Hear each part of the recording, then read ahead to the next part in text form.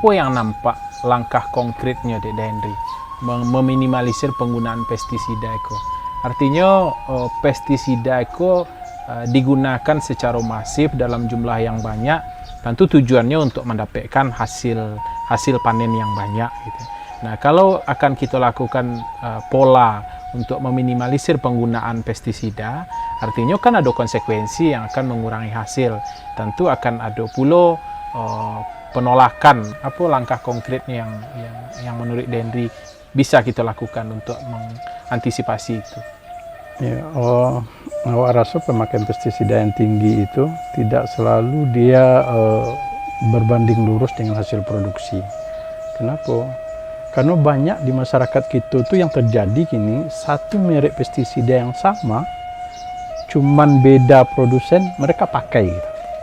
Nah, ilmu itu yang harus batu-batu itu edukasi dari petani gitu kok, supaya contohnya kita sakit kepala, makan jo bodrek, makan jo yang lain-lain gitu.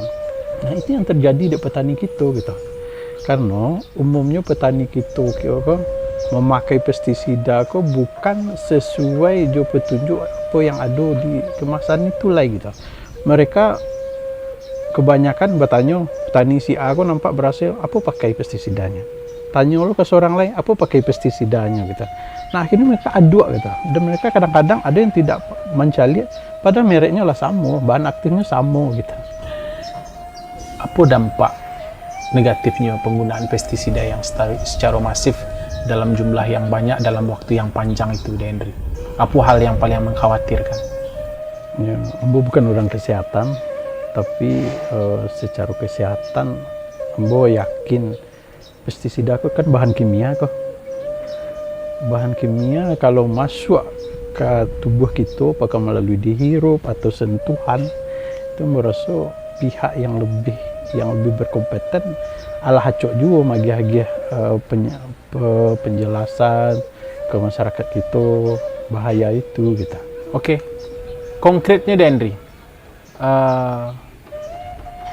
Henry simpulkan bahwa salah satu hal yang penting dilakukan di daerah kita di bidang pertanian adalah berusaha untuk meminimalisir penggunaan pestisida. Gitu. Salah satunya adalah dengan cara bersosialisasi. Tapi mensosialisasikan itu kan bukan suatu hal yang mudah. Gitu. Nah, artinya apa konkretnya yang bisa dilakukan? Apakah perlu intervensi pemerintah atau mungkin barangkali perlu disiapkan alokasi atau tampek lain yang beralih ke pertanian organik? Sampai sejauh mana itu bisa dilakukan menurut Henry? Ya, di situ mungkin perlu nampaknya ya kerja sama yang dari kita bersama, apakah itu kita sebagai petani yang paham, terus dari dinas pertanian, dari dinas kesehatan, mengaji sosialisasi ke masyarakat kita apa efek dari pemakaian pestisida yang terlalu tinggi itu. Ya. Pestisida merusak tanah enggak, Henry? Pestisida merusak lingkungan. Merusak lingkungan? Iya. Enggak merusak tanah? Kalau tanah, rasa enggak dong. Karena kan pestisida itu targetnya kan hama. Nah, sesuai jo pelajaran kita ketika SMP itu kan ada rantai makanan gitu kan. Iya. Nah, di saat ulek kok memang kita bunuh, tentu ada yang biasanya makan ulek kok yang enggak makan lagi gitu. Nah, mungkin itu yang akan terganggu nanti. Akhirnya mencemari lingkungan, termasuk mencemari air mungkin barangkali. Pasti. Oke, Henry. Bahasan kita siang itu kan tentang pertanian dan pariwisata. Tadi di prolog awak menyampaikan bahwa Henry sebagai seorang praktisi, sebagai seorang petani dan pelaku bisnis pariwisata. Daerah kita di samping yang subur juga terkenal indah dan pergeseran menjadi daerah tujuan wisata belakangan kok mulai masif. Tepatnya tahun bara hendak mengikuti secara teliti kapan dimulai, tapi nampaknya kini daerah kita, daerah Alam Gumanti itu, daerah Kabupaten Solo mulai menjadi salah satu tujuan wisata di Sumatera Barat sesudah ya mungkin daerah-daerah yang menjadi daerah yang sangat populer, Bukit Tinggi dan lain sebagainya. apa yang Dah Henry lihat tentang pariwisata di kampung kita hari kini? Ya betul, alhamdulillah daerah kita itu kan memang selain tanahnya subur, juga alamnya sangat rancak. Itu kecil orang gitu. Kalau bagi kita nan lah biasa hidup di situ, tentu kita tidak membaca itu dah gitu. Selama kita hanya asik beladang, itu jadi rutinitas kita tarik.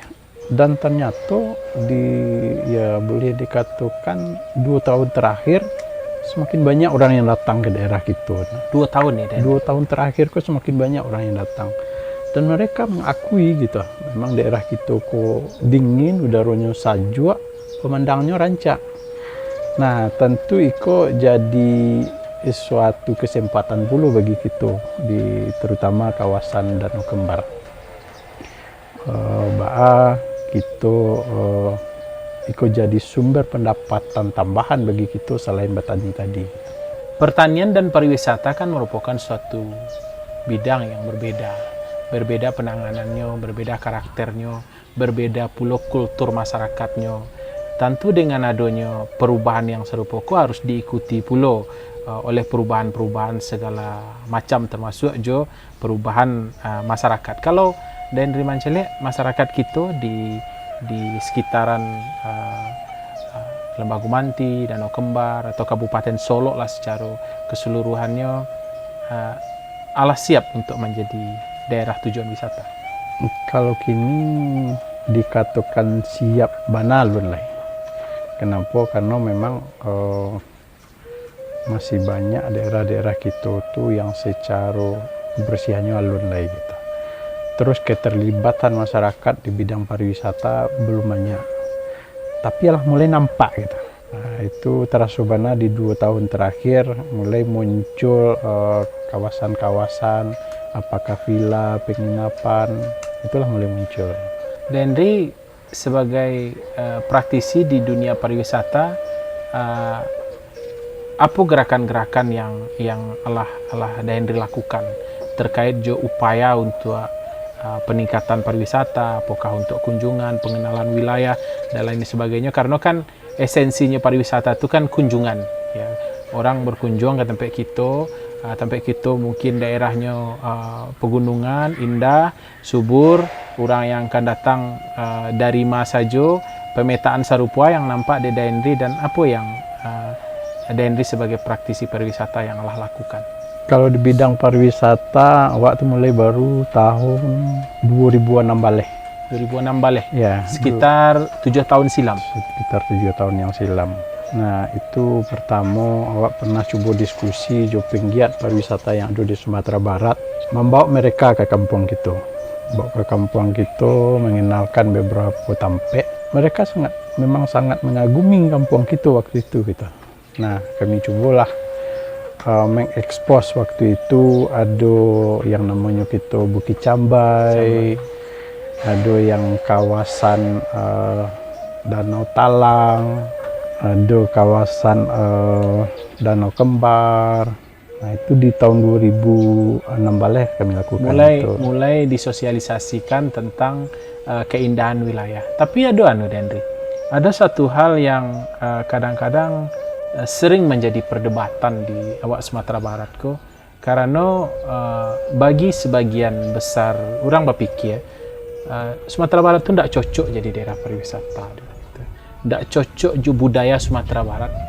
Orang mencari adat bahasa di syarak bahasa di Kitabullah, daerah awak yang Islami itu berlawanan dengan daerah tujuan wisata sebagaimana umumnya.